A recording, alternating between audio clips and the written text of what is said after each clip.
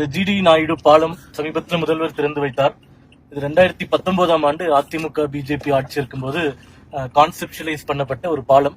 2020 June மாதம் இதற்கான approval தமிழக அரசு, அப்போது எடப்பாடி பழனிசாமி அவர்கள் முதல்வராக இருக்கும்போது 1621 கோடி ரூபாய் ஒதுக்கப்பட்டு திட்டமானது அடுத்த 2 மாதங்களில், அதாவது ஆகஸ்ட் 2020ஆம் ஆண்டே துவங்கப்பட்டு விட்டது அதிமுக ஆட்சியில்.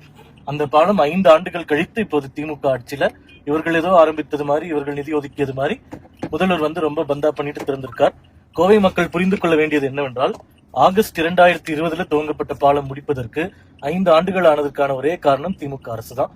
ஒருவேளை அதிமுக அரசு தொடர்ந்திருந்தால் 2 ஆண்டுகளுக்கு முன்பாகவே இந்த பாலம் கட்டி முடிக்கப்பட்டிருக்கும். கோவை மீதும் கோயம்புத்தூர் மக்கள் மீதும் திமுகவிற்கு இருக்கின்ற ஆறாத பகை. ஏனென்றில் 10 எம்எல்ஏ இடங்களில் 10 இடமும் அதிமுக பாஜக கூட்டணிக்கு மக்கள் அளித்தார்கள். அந்த ஒரே காரணத்திற்காக 2 ஆண்டுகள் காலதாமதமாக இந்த பாலம் கட்டி முடிக்கப்பட்டிருக்கிறது. அதனால் கோவை மக்களுக்கு ஏற்பட்டிருக்கக்கூடிய பொருட்செலவு, இது அனைத்திற்குமே திமுக ஆட்சி மட்டும்தான் காரணம் என்பதை கோவை மக்கள் புரிந்து கொண்டு கடந்த தேர்தலில் கொடுத்த அதே தீர்ப்பை 10க்கு 10 இடங்களையும் அதிமுக பாஜக கூட்டணிக்கு வழங்கிட வேண்டும் என்று கேட்டுக்கொள்கிறேன். நன்றி, வணக்கம்.